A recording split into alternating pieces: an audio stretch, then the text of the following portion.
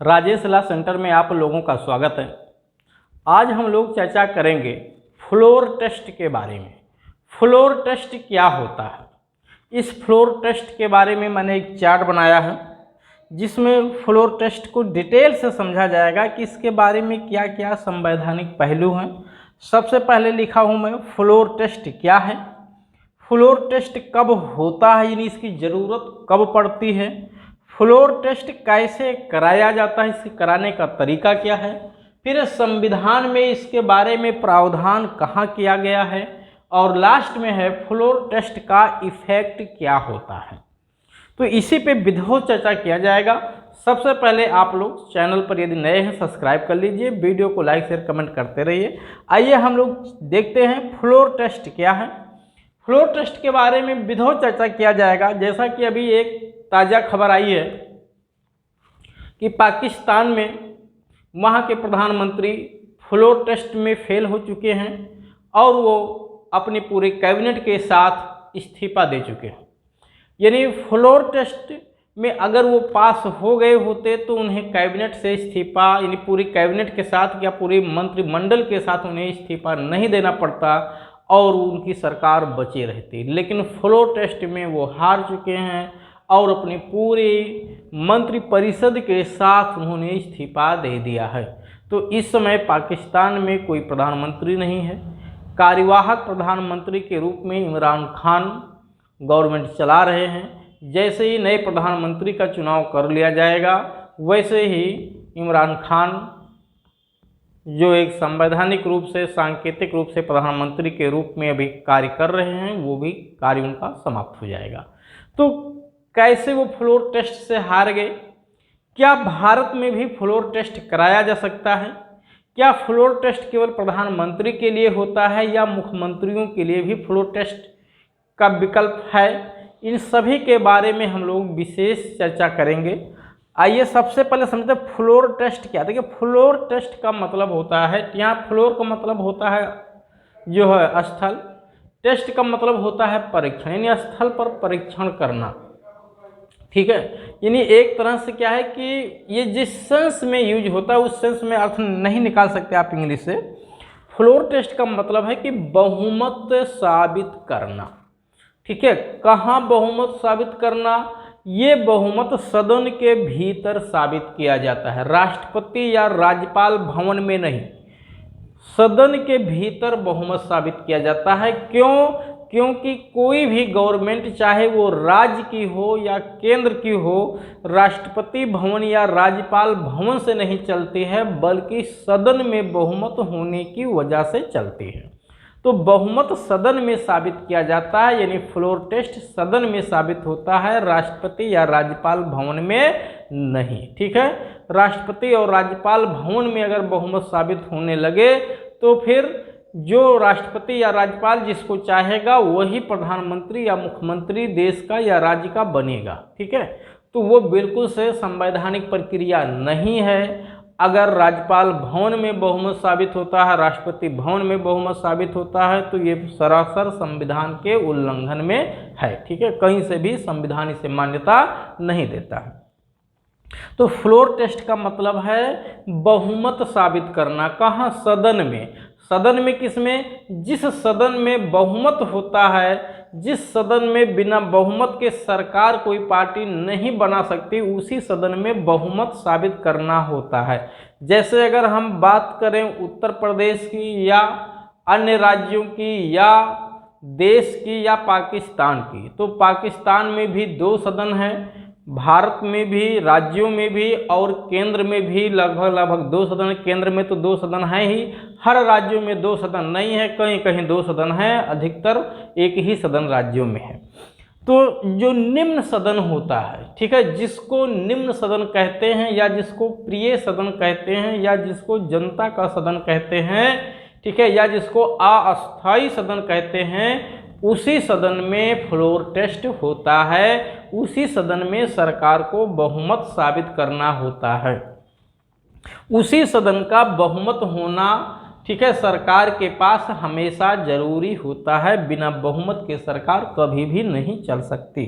तो floor test में चाहे राज्य का मामला है तो विधानसभा में, केंद्र का मामला है तो लोकसभा में बहुमत साबित करना होता है। कब? जब कोई गवर्नमेंट बन चुकी है और वो चल रही है। ठीक है, देखिए बहुमत 2 बार साबित करना होता है। एक बार जब आप मुख्यमंत्री या प्रधानमंत्री के रूप में शपथ लेते हैं तो उस समय अपना बहुमत सदन में साबित करना होता है। ठीक है, क्योंकि फर्स्ट टाइम तो लोगों को बिलीव हो कि आपके पास बहुमत है या नहीं है, तो फर्स्ट टाइम बहुमत साबित करना होता है। वो फ्लोर टेस्ट अमूमन उसे नहीं कहा जाता है। जब गवर्नमेंट बन जाती है और बनने के बीच में कभी विपक्ष को लगता है कि आपके पास संख्या बल कम हो गया है उस सदन का, क्योंकि लोकसभा देश के लिए और राज्यों के लिए विधानसभा में जितनी सीटें हैं उतने से अधिक यानी 50+ सीट आपके पास हमेशा होना चाहिए, यानी 50+ सदस्यों का समर्थन सरकार के पास हमेशा होना चाहिए। जैसे मैं एक दृष्टांत के तौर पे एक बता रहा हूं कि उत्तर प्रदेश में 403 विधानसभा सीट है, तो 403 में 202 हमेशा सरकार के पास 202 सदस्यों का समर्थन होना चाहिए। अगर विपक्ष को लगता है कि विपक्ष सरकार के पास 202 सदस्यों का समर्थन नहीं है तो विपक्ष अविश्वास प्रस्ताव लेकर के आती है, और अविश्वास प्रस्ताव अगर सदन में पास हो जाए तो सरकार को इस्तीफा देना पड़ता है। तो अविश्वास प्रस्ताव जब लेकर के आती है तब वही फ्लोर टेस्ट होता है, यानी सरकार को अपना बहुमत सदन में साबित करना होता है, तो उसी को फ्लोर टेस्ट कहा गया है। तो फ्लोर टेस्ट यहाँ से एक क्वेश्चन भी मेंस में पूछा जाता है कि फ्लोर टेस्ट राष्ट्रपति या राज्यपाल भवन में नहीं होता है बल्कि सदन के भीतर किया जाता है। इसका परीक्षण कीजिए, इस कथन का परीक्षण कीजिए। ठीक है, तो यहाँ पे धारा वो 200 सदस्यों का, ठीक है, क्योंकि 200 नहीं होगा, ये एक गलती हो गई, 200 से अधिक होगा, 202 होना चाहिए, 202 होना चाहिए, क्योंकि 50+ सदस्य होना चाहिए ना, तो 200 से नहीं काम चलेगा। 202 सदस्य होना चाहिए सरकार के लिए, किसी भी चाहे केंद्र हो या राज्य हो, 200 यानी 50+ सदस्य आपके पास होना चाहिए। इतने लोगों का बहुमत आपके पास हमेशा चाहिए, इतने लोग आपके समर्थन में हमेशा खड़े रहे। तो फ्लोर टेस्ट में आप जब विपक्ष अविश्वास प्रस्ताव लाता है तब सरकार को फ्लोर टेस्ट के लिए कहा जाता है कि आप फ्लोर टेस्ट कराइए, यानी अपना बहुमत सदन के भीतर साबित करिए। ठीक, अगर सदन के भीतर सरकार बहुमत ना साबित कर पाए तो क्या हश्र होगा, ठीक है, या साबित कर ले तो उसका क्या प्रभाव होगा, अभी यहाँ लास्ट में मैं बताऊंगा। लेकिन फ्लोर टेस्ट का मतलब होता है सदन के भीतर सरकार के द्वारा बहुमत साबित किया जाना। सरकार बहुमत साबित करती, कभी विपक्ष को बहुमत साबित करने की जरूरत नहीं होती, वो तो हमेशा जो है अल्पमत में होती है, इसीलिए तो विपक्ष में है। ठीक है, सत्ता पक्ष जो होता है वो बहुमत में होता है, इसीलिए जरूरत पड़ने पर उसको बहुमत साबित करना पड़ता है जब विपक्ष के द्वारा अविश्वास प्रस्ताव लाया जाता है। हाँ, एक चीज़ और ध्यान रखिए, जब अविश्वास प्रस्ताव सदन में लाया जाए तो उस अविश्वास प्रस्ताव पे वोटिंग कराया जाए या ना कराया जाए, स्पीकर महोदय का कुछ विवेकाधिकार होता है, वो चाहे तो उसे खारिज भी कर सकते हैं। लेकिन जब उनको लगे कि सरकार के पास बहुमत है, विपक्ष केवल परेशान करने के लिए लाता है, तब उन्हें इसे खारिज करना चाहिए। लेकिन जहां स्पीकर महोदय का भी ये समाधान हो जाए कि सत्ता पक्ष के पास यानी सरकार के पास बहुमत नहीं रह गया है या डाउट हो गया है, वहां उन्हें ऐसी अवस्था में अविश्वास प्रस्ताव को खारिज नहीं करना चाहिए। अभी जैसा कि आप लोगों ने पाकिस्तान में देखा कि वहाँ के विपक्ष, ठीक है, विपक्ष ने जो है अविश्वास प्रस्ताव लेकर के आया सदन में, और उसको अविश्वास प्रस्ताव पे वोटिंग होने से पहले, ठीक है, यानी अविश्वास प्रस्ताव को वहाँ के स्पीकर ने खारिज कर दिया था। स्पीकर महोदय को पता था कि इमरान खान के रूप में जो वहाँ पे सरकार चल रही थी उसके पास बहुमत नहीं रह गया था, क्योंकि जो पार्टी इमरान खान को समर्थन दे रही थी उसने अपना समर्थन वापस ले लिया था। लेकिन स्पीकर महोदय ने इमरान खान के पक्ष में, ठीक है, अविश्वास प्रस्ताव को खारिज कर दिया। इसका मतलब कि वहाँ पे जो स्पीकर महोदय थे उन्होंने संवैधानिक प्रक्रिया के अनुसार कार्य नहीं किया, बल्कि वो इमरान खान गवर्नमेंट को बचाना चाह रहे थे। और इमरान खान को भी लगा कि अविश्वास प्रस्ताव अगर पास हो जाएगा तो बड़ी किरकिरी और बदनामी होगी, इसलिए उन्होंने तुरंत क्या किया कि राष्ट्रपति महोदय से संसद को भंग करने के लिए आवेदन कर दिया और नए चुनाव की मांग कर डाली। ठीक, मामला तुरंत सुप्रीम कोर्ट में पहुंचा और सुप्रीम कोर्ट ने स्पीकर महोदय के आदेश को रद्द कर दिया और जो चुनाव की मांग की गई थी उसे रद्द कर दिया गया। फिर से जो है बहुमत साबित करने के लिए, फ्लोर टेस्ट करने के लिए सुप्रीम कोर्ट ने सरकार को आदेश कर दिया। और हश्र ये हुआ कि कल 10 तारीख को यानी 10 अप्रैल 2022 को इमरान खान जब अपना फ्लोर टेस्ट कराने के लिए सदन में गए, ठीक है, तो उनके पक्ष में एक भी वोट नहीं पड़ा, विपक्ष में जो है आधे से अधिक वोट पड़ गए और इमरान खान को अपने पूरे मंत्रिपरिषद के साथ इस्तीफा देना पड़ा। ठीक, तो इस तरह से इमरान खान प्रधानमंत्री पद को गंवा चुके हैं, यानी इस समय वो प्रधानमंत्री वहाँ नहीं रह चुके हैं, कार्यवाहक के रूप में काम कर रहे हैं। अब वहाँ पे जो विपक्ष है वो अपना बहुमत साबित कर करके प्रधानमंत्री के समक्ष आपको प्रधानमंत्री के रूप में राष्ट्रपति के समक्ष शपथ ग्रहण करेंगे। ठीक, तो फ्लोर टेस्ट में बहुमत साबित करना होता है सदन में, ये कब, जब विपक्ष अविश्वास प्रस्ताव लेकर के आए और अविश्वास प्रस्ताव स्पीकर महोदय द्वारा खारिज ना किया जाए। अगर स्पीकर महोदय उसे खारिज कर देते हैं तो कोई मतलब नहीं, हाँ खारिज करने की उनको पावर है, लेकिन वो मनमाना नहीं है, विवेकाधिकार है और वो रीजनेबल ग्राउंड पे अगर आपका ये समाधान होता है कि सरकार के पास बहुमत है, केवल विपक्ष ने परेशान करने के लिए अविश्वास प्रस्ताव लाया है, तो आप खारिज कर दीजिए। लेकिन जहां आपका ये समाधान हो रहा है प्रथम दृष्टया कि सरकार के पास बहुमत नहीं रह गया है, वहां अगर आप अविश्वास प्रस्ताव को खारिज करते हो तो इसका मतलब कि आप सरकार को बचा रहे हो। ठीक है, आप लोकतंत्र को नहीं बचा रहे हो, आप संविधान को नहीं बचा रहे हो, आप संवैधानिक प्रक्रियाओं का पालन नहीं कर रहे हो। तो फ्लोर टेस्ट ये हो गया। फ्लोर टेस्ट कब होता है? सरकार जब बन जाती है, कार्यकाल के दौरान में जब कभी अविश्वास प्रस्ताव विपक्ष के द्वारा लाया जाता है, तब फ्लोर टेस्ट के लिए सरकार को कहा जाता है कि आप फ्लोर टेस्ट कराइए अपना। ठीक है, यानी आप अपना बहुमत सदन के भीतर साबित करिए। अगर नहीं साबित कर पाएंगे तो फिर आपको कुर्सी से हाथ गंवाना पड़ेगा। तो फ्लोर टेस्ट क्या है ये आप समझ लिए। फ्लोर टेस्ट कब होता है?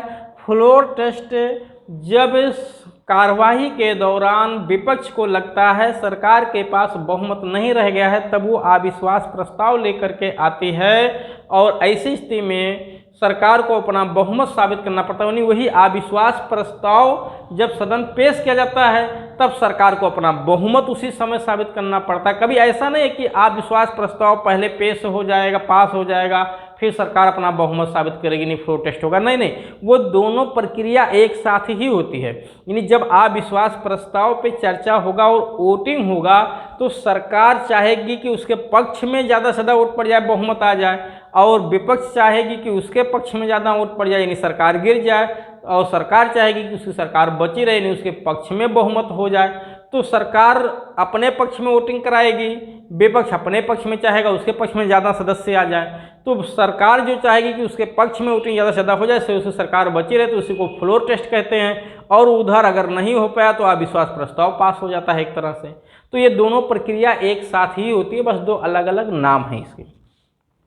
फ्लोर टेस्ट कब होता है ये आपने समझ लिया। आगे लगा फ्लोर टेस्ट कैसे कराया जाता है। देखिए फ्लोर टेस्ट कैसे कराया जाएगा इस पे कोई स्पष्ट प्रावधान नहीं लिखा गया है, लेकिन ये स्पीकर महोदय को पावर दिया गया है कि वो चाहे तो सदन के भीतर वोटिंग करवा लें सदस्यों से, जैसे विधेयक वगैरह पास होते हैं, वो चाहे तो ध्वनिमति से भी पास करवा ले, वो चाहे तो सदस्यों से साइन भी करवा ले। ठीक है, एक लेटर पे साइन करवा ले कि कितने लोग सरकार के पक्ष में खड़े हैं और कितने लोग सरकार के खिलाफ खड़े हैं। तो साइन भी करवाया जा सकता है, ध्वनिमति से भी पास कराया जा सकता है। हाँ, मेरे समझ से ध्वनिमति से पास कराना बिल्कुल ठीक नहीं है, क्योंकि वहाँ पे पारदर्शिता का अभाव हो सकता है। लेकिन साइन करवाने पे तो साइन सबका स्पष्ट होगा, लेकिन वो भी उतना अच्छा नहीं है जितना कि वोटिंग। ठीक है। सबसे अच्छा तरीका वोटिंग है, क्योंकि वोटिंग में पूरी पारदर्शिता बनी रहती है, लेकिन ध्वनिमति में और साइन में, ठीक है, संख्या बल में, इसमें पारदर्शिता का अभाव रहता है। तो सबसे बेहतर यह है कि वोटिंग के माध्यम से जो है फ्लोर टेस्ट कराया जाए, ये सबसे बेहतर तरीका है। लेकिन स्पीकर महोदय चाहें तो और भी तरीकों को अपना सकते हैं, बस अतः उन्हें पारदर्शिता पूरी तरह से बढ़ती जानी चाहिए, ठीक है। पारदर्शिता कहीं से जो है लैक नहीं होना चाहिए। फिर लिखा संविधान में उपबंध। देखिए, फ्लोर टेस्ट का स्पष्ट शब्द का प्रावधान तो संविधान में नहीं किया गया है, लेकिन जब आप पढ़ेंगे 2 आर्टिकल, इसमें आर्टिकल 164 का खंड 2 और आर्टिकल 75 क्लाज 3, ठीक है, ये 2 क्लाज पढ़ेंगे। ये प्रधानमंत्री के लिए है और ये मुख्यमंत्री के लिए है, यानी ये राज्यों के लिए है, ये देश के लिए है।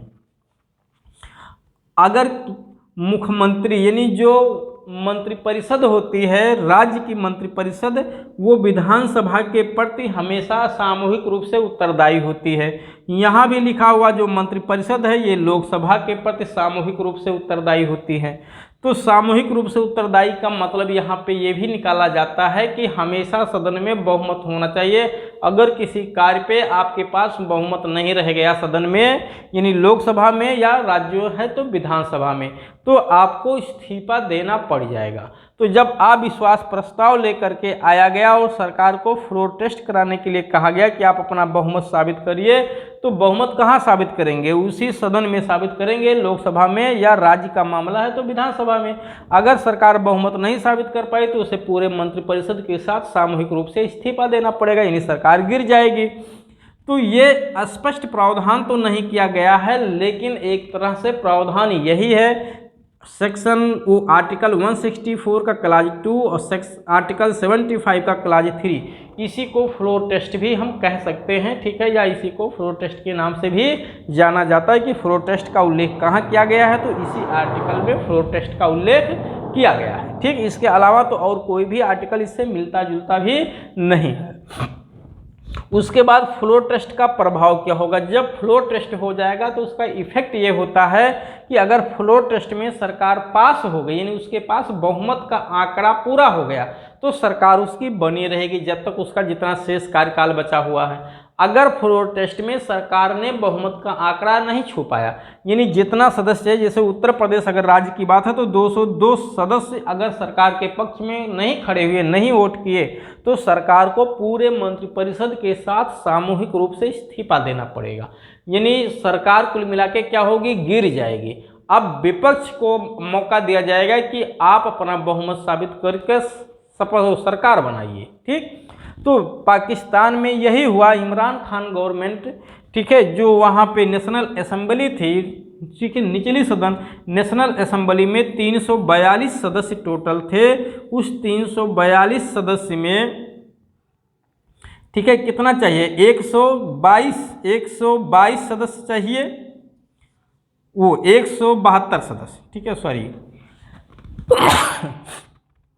172 सदस्य चाहिए था सरकार बनाने के लिए, बहुमत के लिए, कि इमरान खान की गवर्नमेंट बची रहे, लेकिन 174 वोट विपक्ष में लगभग पड़ गए हैं, ठीक है, जो मुझे पता चल पाया है। अब 174 भी न पड़े, कुल मिलाकर के अगर इमरान खान के पक्ष में 172 सदस्य नहीं हैं तो उन्हें इस्तीफा तो देना पड़ेगा, लेकिन 172 से ज़्यादा विपक्ष के पक्ष में, ठीक है, वोट पड़ गए हैं, इसीलिए इमरान खान को इस्तीफा देना पड़ गया। और पाकिस्तान में पहली बार ऐसा हुआ है कि किसी प्रधानमंत्री को अविश्वास प्रस्ताव के माध्यम से हटाया गया। तो इमरान खान का नाम इतिहास में भी दर्ज हो गया कि प्रथम प्रधानमंत्री हैं जो अविश्वास प्रस्ताव के जरिए हटाए गए हैं, ठीक है। ये क्वेश्चन आपके देश में किसी भी पीसीएस के एग्ज़ाम में, वनडे एग्ज़ाम में, या पीसीएसजे या एपीओ के एग्ज़ाम में भी पूछा जा सकता है, क्योंकि ये एक इंटरनेशनल खबर है, अंतर्राष्ट्रीय न्यूज है। ये पूछा जा सकता है कि हाल ही में किस देश के प्रधानमंत्री को अविश्वास प्रस्ताव के माध्यम से हटाया गया है, तो इमरान खान को हटाया गया है, पाकिस्तान के प्रधानमंत्री हैं। तो इस तरह से आप इसको याद रखिएगा, ठीक है। उम्मीद है कि आप लोगों को फ्लोर टेस्ट के बारे में अच्छे से समझ में आया होगा, ठीक। और फिर हम लोग जो है इस तरह का टॉपिक तो आपको समझ में आ गया है। इसके बारे में जो इससे जुड़ी हुई और भी टॉपिक हैं उन पे भी ऐसे समय समय पे चर्चा करते रहेंगे।